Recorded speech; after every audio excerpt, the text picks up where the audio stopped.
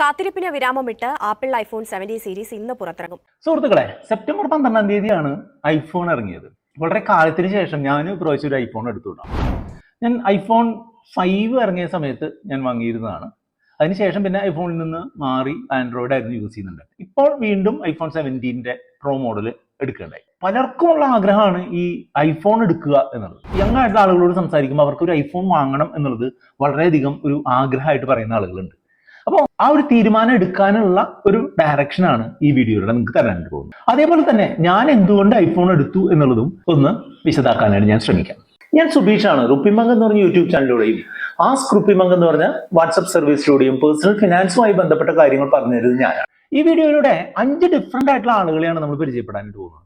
ജീവിതത്തിന്റെ പല മേഖലകളിലുള്ള, പല ഏജ് ഗ്രൂപ്പിലുള്ള, പല ശമ്പള രീതികളുള്ള, പല ഫിനാൻഷ്യൽ സ്റ്റെബിലിറ്റി കൂടിയതും കുറഞ്ഞതുമായിട്ടുള്ള പലതരത്തിലുള്ള ആളുകളെ നമ്മൾ പരിചയപ്പെടാനായിട്ട് പോവുകയാണ്. നിങ്ങളുടെ ഒരു ജീവിതാവസ്ഥയുമായിട്ട് കമ്പയർ ചെയ്യുമ്പോൾ ഇതിൽ പലരും നിങ്ങളുടെ രീതിയുമായിട്ട് ബന്ധപ്പെട്ടിട്ടുള്ള ആളായിരിക്കാം. അപ്പോൾ അതിൽ നിന്ന് നിങ്ങൾക്ക് ഈ ഐഫോൺ പോലുള്ള ഒരു ഹൈ വാല്യൂ പർച്ചേസ് ചെയ്യണോ വേണ്ടയോ എന്നുള്ളൊരു തീരുമാനമെടുക്കാം. അത് ഐഫോൺ ഞാനിപ്പോൾ ഒരു സാമ്പിളായിട്ട് പറഞ്ഞു എന്ന് മാത്രമേ ഉള്ളൂ.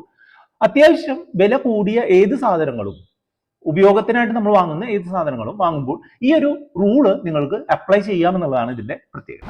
ഞാൻ പറഞ്ഞല്ലോ, 5 തരത്തിലുള്ള ആളുകളെയാണ് നമ്മൾ പരിചയപ്പെടാൻ പോകുന്നത്. ആദ്യത്തെ ആളുടെ പേര് രാജു എന്നാണ്. 25 വയസ്സാണ് രാജുവിന്. അത് ഒരു കമ്പനിയിലെ ഒരു ജൂനിയർ ആയിട്ടുള്ള ഉദ്യോഗസ്ഥനായിട്ട് ഈ അടുത്ത് ജോലിക്ക് കയറിയിട്ടുള്ളൂ. അദ്ദേഹത്തിന്റെ മാസ വരുമാനം എന്ന് പറഞ്ഞിട്ടുണ്ടെങ്കിൽ 20,000 രൂപയാണ്. മാസ ചെലവ് എന്ന് പറഞ്ഞിട്ടുണ്ടെങ്കിൽ 15,000 രൂപയാണ്. ബാക്കി ചെറുകിടമായിട്ടുള്ള EMI-യും മറ്റുള്ള കാര്യങ്ങളും ചെറിയ രീതിയിലുള്ള സേവിങ്സും ഒക്കെ ആയിട്ട് അദ്ദേഹം തട്ടിമുട്ടി പോവുകയാണ് ചെയ്യുന്നത്. അപ്പൊ ഈ കഴിഞ്ഞ സെപ്റ്റംബർ മാസം ആയപ്പോൾ ഇദ്ദേഹത്തിന് ഒരു ഐഫോൺ വാങ്ങിയാൽ കൊള്ളാമെന്നുണ്ട്. ഐഫോണിന്റെ പ്രോ മോഡൽ വാങ്ങുന്നതിനായിട്ട് 1,35,000 രൂപ പോലുള്ള വലിയൊരു എമൗണ്ട് എടുക്കണം. അതിന്റെ തന്നെ പ്രോ മാക്സ് മോഡൽ എടുക്കുകയാണെന്നുണ്ടെങ്കിൽ 1.5 ലക്ഷം രൂപ, 1.5 ലക്ഷം രൂപ എടുക്കേണ്ടി വരും. അപ്പൊ ഇദ്ദേഹം ഈ ജൂനിയർ ആയിട്ടുള്ള ഈ എംപ്ലോയിക്ക് ഇത് എടുക്കണമെന്നുണ്ടെങ്കിൽ കയ്യിലുള്ള പൈസ വെച്ചിട്ട് അങ്ങ് എടുക്കാനായിട്ട് സാധിക്കില്ല അല്ലെ. പക്ഷെ ഇതിനിടയിൽ വേറൊരു കാര്യം കൂടെ ഉണ്ട്. അനീഷ് ഒരു 2-3 വർഷത്തിനുള്ളിൽ മാരേജ് അദ്ദേഹത്തിന് ചെയ്യാനായിട്ടുള്ള ഒരു താല്പര്യമുണ്ട്. അപ്പോൾ അദ്ദേഹത്തിന് അതിനായിട്ട് ഒരു 8 ലക്ഷം രൂപയോളം ആവശ്യം വരും എന്ന് തോന്നുന്നുണ്ട്. അപ്പോൾ ഇദ്ദേഹത്തിന്റെ കയ്യിലാണെങ്കിൽ ഇപ്പോൾ ഒരു 1.5 ലക്ഷം രൂപ കയ്യിലുണ്ട്. ആ പൈസ എടുത്തിട്ട് ഈ ഐഫോൺ പ്രോ മാക്സ് വാങ്ങുക എന്നുള്ളത് അത്ര നല്ല ഡിസിഷൻ ആയിരിക്കുമോ? ഇല്ല അല്ലെ. അത്തരം ആളുകൾക്കാണ് EMI രീതിയിലുള്ള ഓപ്ഷൻ വരുന്നത് അല്ലെ. 36 മാസത്തേക്കൊക്കെ EMI ഉണ്ട് എന്ന് പറയുന്നു. 36 മാസത്തേക്കുള്ള EMIക്ക് 18% ഇൻട്രസ്റ്റ് റേറ്റ് എന്ന് നിങ്ങൾ ആലോചിക്കണം. അതായത് ഓരോ മാസവും 5,423 രൂപ EMI ആയിട്ട് 36 മാസമായി അടച്ചു കഴിഞ്ഞാൽ ഇയാൾക്ക് ഐഫോൺ സ്വന്തമാവും എന്നും പറയുന്നു. നിങ്ങളുടെ അഭിപ്രായത്തിൽ അനീഷ് അദ്ദേഹത്തിന്റെ കയ്യിലുള്ള സേവിങ്സ് ആയിട്ട് 1.5 ലക്ഷം കൊണ്ട് ഐഫോൺ വാങ്ങണോ, അതോ അദ്ദേഹത്തിന് ഒരു മാസം 20,000 രൂപ ശമ്പളത്തിൽ നിന്ന് 15,000 രൂപ ചെലവ് കഴിച്ച് കിട്ടുന്ന ബാക്കി ഒരു 5,000 രൂപ EMI ആയിട്ട് അടുത്ത 3 വർഷം അടച്ചിട്ട് ഐഫോൺ വാങ്ങണോ? ഏതാണ് നിങ്ങളുടെ അഭിപ്രായം? നിങ്ങളാണെന്നുണ്ടെങ്കിൽ എന്താ ചെയ്യുക? ഒന്ന് കമന്റ് ചെയ്തോളൂ. അനീഷ് ചെയ്തത് എന്താണെന്ന് വെച്ചാൽ നമ്മളെ കോൺടാക്ട് ചെയ്യണം ചെയ്തത്. അനീഷ് നമ്മുടെ വാട്സ്ആപ്പ് നമ്പർ ആയിട്ടുള്ള 8848030018 നമ്മൾ കോൺടാക്ട് ചെയ്തു.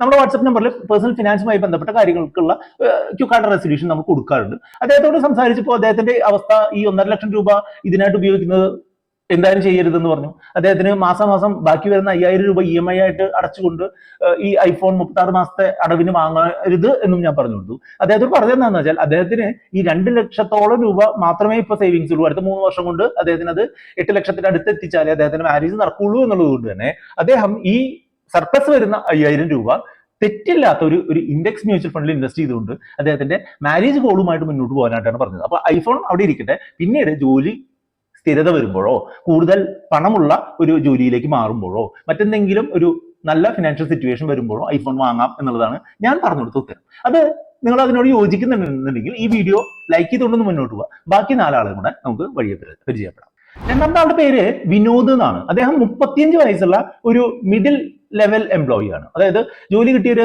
5-10 വർഷമൊക്കെ ആയി ജോലി ചെയ്യുന്നു. ഏകദേശം 60,000 രൂപ അദ്ദേഹത്തിന് ശമ്പളമുണ്ട്. 45,000 രൂപയുടെ ചെലവുകളും ഒക്കെ ഉണ്ട് എന്നാണ് പറയപ്പെടുന്നത്. ഹൗസ് ലോൺ ഉണ്ട്, കാർ ലോൺ ഉണ്ട്, അങ്ങനെ ചെറിയ രീതിയിലൊക്കെ തട്ടിമുട്ടി ജീവിച്ചു പോകുന്നു. 60,000 രൂപയാണ് അദ്ദേഹത്തിന്റെ വരുമാനം. 45,000 രൂപ ചെലവുണ്ട്. അപ്പൊ 15,000 രൂപ ഇവിടെ ബാലൻസ് ഉണ്ട്.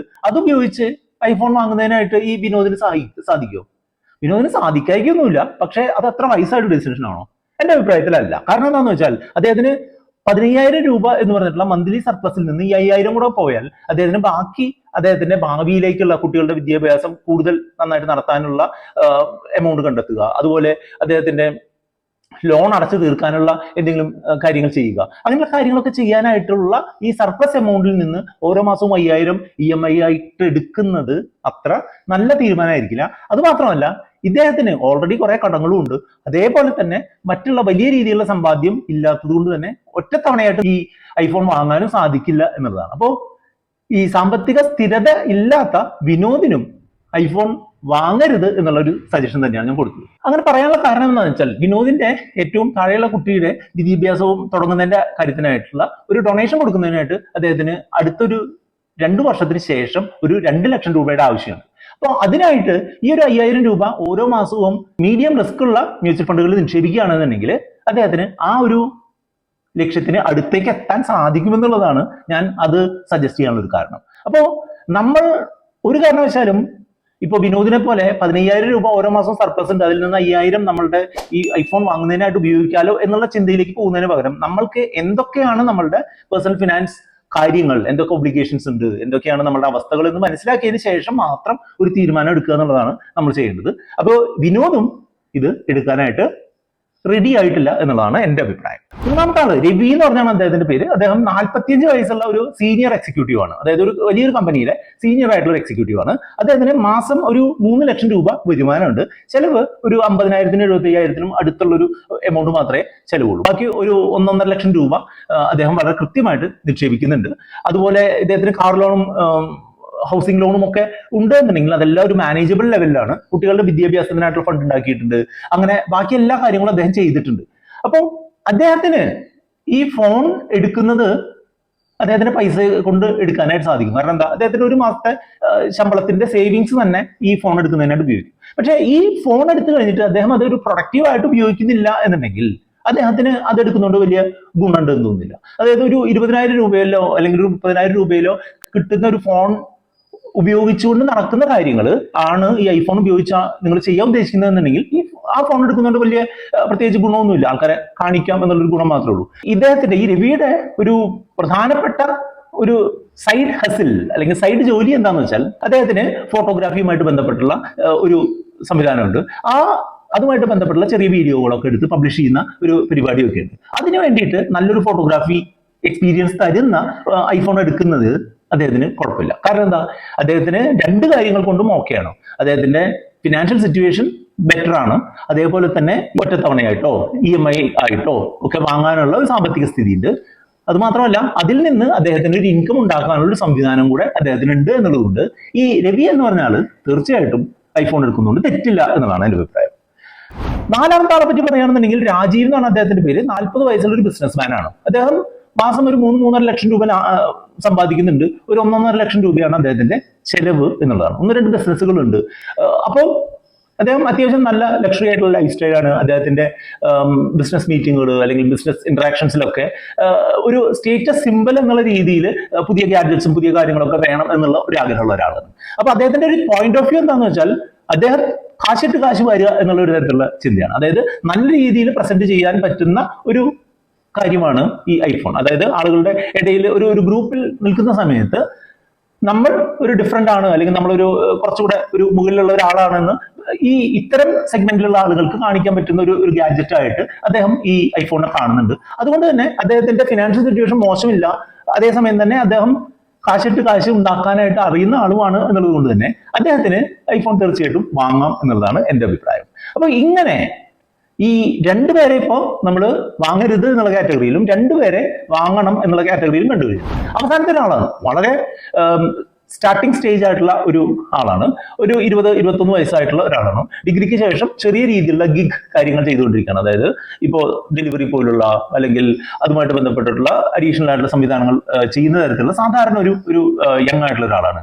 അദ്ദേഹം ഐഫോൺ വാങ്ങണോ എന്ന് ചോദിച്ചു കഴിഞ്ഞാൽ നിങ്ങൾ എന്ത് ഉത്തരം പറയും? അദ്ദേഹം ചെയ്യേണ്ടത് ഐഫോൺ വാങ്ങുന്നതിനുള്ള സാമ്പത്തിക സുരക്ഷിതത്വം ഉണ്ടാക്കുന്നതിനായിട്ടുള്ള ഇൻകം ഏണിംഗ് കാര്യങ്ങൾ മനസ്സിലാക്കാനുള്ള ശ്രമമാണ് നടത്തുന്നത്. ഫിനാൻഷ്യൽ സ്റ്റെബിലിറ്റി ഇല്ലാത്ത ഈ ഒരു സമയത്ത് ഇങ്ങനെ ഒരു ഗാഡ്ജറ്റ് വാങ്ങി അതിന്റെ ഒരു ബേർഡൻ, ഫിനാൻഷ്യൽ ബേർഡൻ കൂടെ തലയിൽ എടുത്ത് വെക്കുകയല്ല വേണ്ടത്. അതിന് പകരമായിട്ട് ഇപ്പോൾ 20,000-30,000 രൂപ ശമ്പളം വാങ്ങുന്ന ആള് ആ ഇൻകം പൊട്ടൻഷ്യൽ എങ്ങനെ കൂട്ടാം, ആ ഇൻകം എങ്ങനെ കൂട്ടാം, അത് എങ്ങനെ നമ്മളുടെ ഫിനാൻഷ്യൽ ജീവിതത്തെ കൂടുതൽ ബലപ്പെടുത്താനായിട്ട് ഉപയോഗിക്കാം എന്നുള്ള രീതിയിലുള്ള ചിന്തയാണ് അദ്ദേഹത്തിന് ഉണ്ടാവുന്നത്. അല്ലാതെ കിട്ടുന്ന 20,000 രൂപയിൽ നിന്ന് 5,000 രൂപ എങ്ങനെ ഇതിനു വേണ്ടി അടയ്ക്കാനായിട്ട് ശ്രമിക്കാം എന്നുള്ള ഒരു ചിന്ത ഒരിക്കലും അദ്ദേഹത്തിന് ഉണ്ടാവാനായിട്ട് പാടില്ല. അപ്പൊ ഈ അഞ്ചാമതായിട്ട് പറഞ്ഞിട്ട് ഈ ബിജു എന്ന് പറഞ്ഞ ഒരാള് ഒരു കാരണവശാലും ഐഫോണിന്റെ ഭാഗത്തേക്ക് ചിന്തിക്കാൻ പാടില്ല.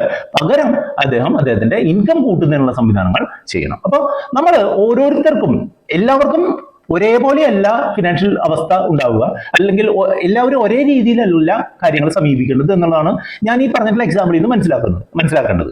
അതായത് നമ്മളുടെ ഫിനാൻഷ്യൽ അവസ്ഥ, നമ്മൾക്ക് എന്തൊക്കെ ആസ്തികളുണ്ട്, എന്തൊക്കെ ബാധ്യതകളുണ്ട്, എന്തൊക്കെ ആണ് നമ്മുടെ വരുമാന മാർഗങ്ങൾ, എന്തൊക്കെയാണ് നമ്മുടെ ചെലവുകൾ എന്നുള്ളത് കൃത്യമായിട്ട് അനലൈസ് ചെയ്തിട്ട് നമ്മൾ ഈ ഐഫോൺ പോലുള്ള ഒരു ലാർജ് പർച്ചേസ് നടത്തിക്കഴിഞ്ഞാൽ അത് നമ്മളുടെ ഇപ്പോഴത്തെ ഫിനാൻഷ്യൽ അവസ്ഥയും ഭാവിയിൽ വരാൻ സാധ്യതയുള്ള കാര്യങ്ങളെയും എങ്ങനെ എഫക്ട് ചെയ്യുന്നു, അത് മാത്രമല്ല ഇങ്ങനെ ഒരു പർച്ചേസ് നടത്തി കഴിഞ്ഞാൽ നമ്മളുടെ മറ്റുള്ള ഗോളുകളെ അത് എങ്ങനെ എഫക്ട് ചെയ്യുന്നു എന്നുള്ളത് കൃത്യമായിട്ട് മനസ്സിലാക്കിയിട്ട് വേണം നമ്മൾ തീരുമാനം എടുക്കാൻ. ഉദാഹരണമായിട്ട് ഇപ്പോൾ ഞാൻ ഈ പർച്ചേസ് ചെയ്യാനുള്ള കാരണം എന്താണെന്ന് വെച്ചാൽ ഇതേപോലുള്ള വീഡിയോകൾ നമ്മൾ എടുക്കുന്നത് ഐഫോൺ ഉപയോഗിച്ചാണ്. അപ്പോൾ നമുക്ക് ഈ വീഡിയോ പബ്ലിഷ് ചെയ്യുന്നത് മൂലം നിങ്ങൾ കാണുമ്പോൾ അതിൽ നിന്നൊരു റവന്യൂ ഉണ്ടാവും. ആ റവന്യൂ നമ്മളുടെ ഒരു വരുമാന സ്രോതസ്സാണ്.